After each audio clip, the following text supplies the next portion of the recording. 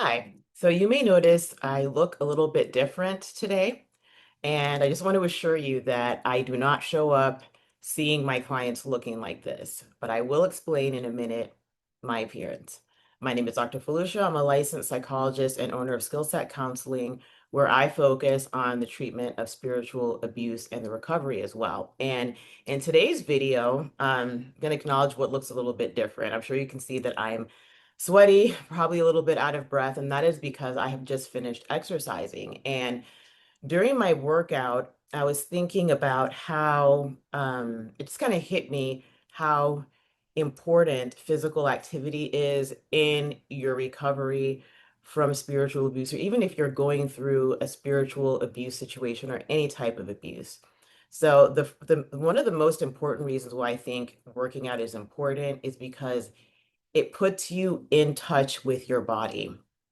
A lot of times when people go through abuse, they disconnect from their bodies. It is your brain and body's way of keeping you safe because the trauma that you're going through is extremely difficult. And so while it is a safety mechanism, it may not be the best thing for you long term. And so a lot of people who have been through abuse, whether it's spiritual or otherwise, feel very disconnected from their bodies. And I often get the question, well, how do I feel? How do I know how to connect with my body? What do I do? And there are different things you can do, but I think exercise is just one of the best things you can do for that.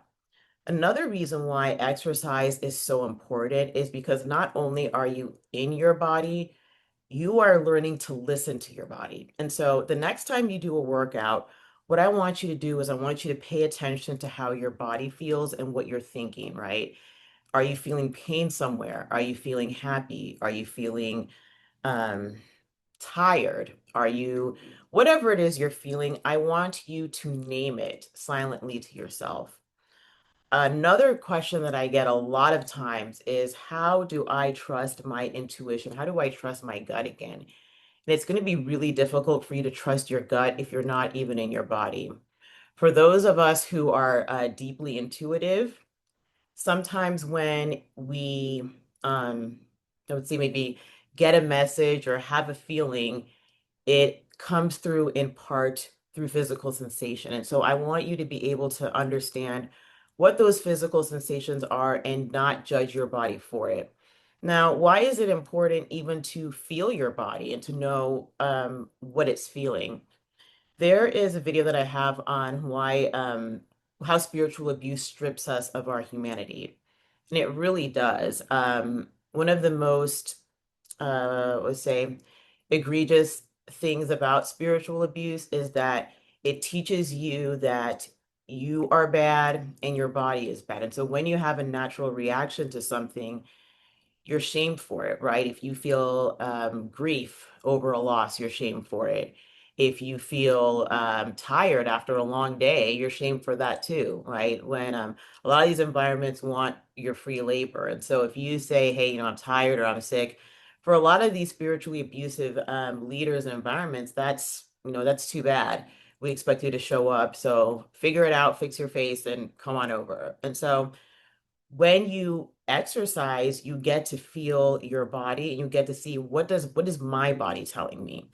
You might feel scared to say this to yourself because again, spiritually abusive environments don't like you to say, what is my body telling me? They'll tell you that your body's lying to you and you shouldn't listen to it. Or they might insinuate something along those lines, right? Like, oh, if you're always feeding the flesh and whatever, that you're going to be a bad person and consumed by sin.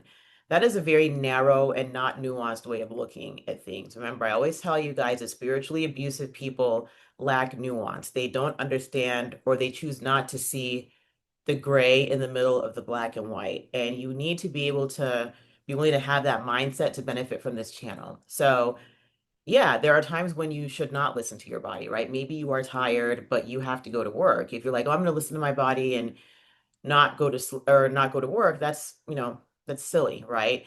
Listening to your body though doesn't mean doing what it says. We have all these different thoughts all throughout the day. We don't do what they say. We don't have to necessarily do what our body says. That sometimes we might. It depends. That's why we have a system. It's not just feeling. We have like thought, we have our hearing, we have all these different senses. So my point in telling you all of this is that it's very important to exercise and feel your body. It's not just a matter of working out, but I want you to really start being more in touch with your body. Another thing that's very important, I think probably the most important reason why exercise is important is because it gives you a sense of self-efficacy. Now, you might be wondering, well, what self-efficacy is. It's a psychological term, and it basically means the belief that you can do it, right? So think about a time maybe when you were really little and you did something big for the first time. Maybe you rode your bike, and there were no training wheels, right? Or you let's see, maybe beat a video game, right? Or something along those lines. How do you feel? I want you to think back to that feeling, and I want you to try and reimagine that now. What were you thinking? How did you feel? Did you talk to anybody about it? Maybe you called your best friend, or you had parents or friends cheering for you as you were riding your bike without the training wheels, whatever that is. Self-efficacy tells you I can do it, right?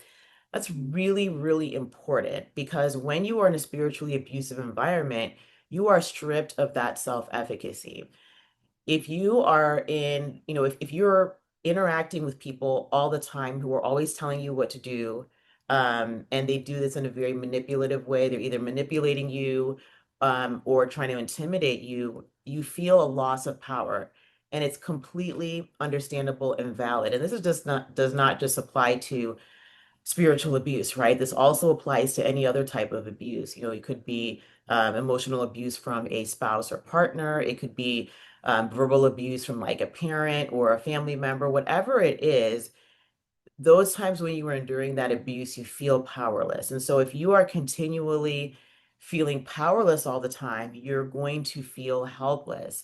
Another psychological term that I'll talk to you about here is called what's the name just escaped me. Okay, learned helplessness, right? And so learned helplessness means that over time, you basically learn that you are helpless. And that happens in spiritually abusive environments. And a lot of people feel shame about it. They're like, oh, I should have said something sooner. I should have done this. I should have done that. But you have to understand that spiritually abusive people are very cunning, they're very manipulative, and they're heartless. And so you were roped into something that you had no idea was going on. And so when you have those challenges, thinking that you're helpless and things like that, self-efficacy is going to combat that. When you feel helpless frequently, it can lead to feeling depressed, it can lead to anxiety, all these other things. Self-efficacy is the antidote because it tells you, yes, I do have power, I do have agency, I did it. Now, some of you might be saying, well, I hate exercising, and I get it. There are people that love it, there are people that hate it. Try find something that you like and do it for 5 minutes. There are several videos on YouTube. I'm not saying go and join a gym. I want you to do what is the easiest thing for you to start. It could be walking outside 10 minutes in one direction and then 10 minutes back home. Whatever it is, find something to do. And then the last reason that exercise is so important in your spiritual abuse recovery is because of just the benefits it gives you. I have a video that talks about how spiritual abuse affects your body. One way that it can do that is through sleep difficulties. A lot of people who go through spiritual abuse talk about how they can't sleep very well, or if they do sleep, their sleep is it's not restful. They don't wake up feeling rested.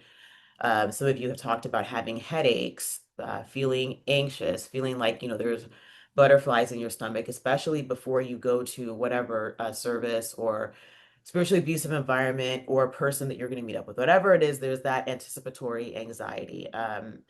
There's several things that correlate with spiritual abuse from a physical perspective. And so when you're exercising, you are giving your body the tools it needs to help recover. Now, I'm not saying rely solely on exercise.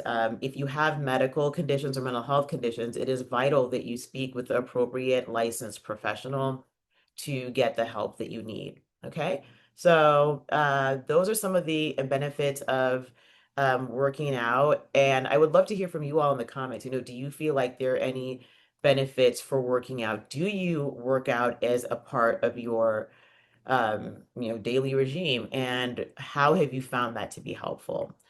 And then if you would like to book a consultation with me, you can go to my website, it's skillsetcounseling.com, and you click on the orange button, and then you can fill out the paperwork. Okay, so I hope you have a wonderful day that is filled with peace. Bye bye.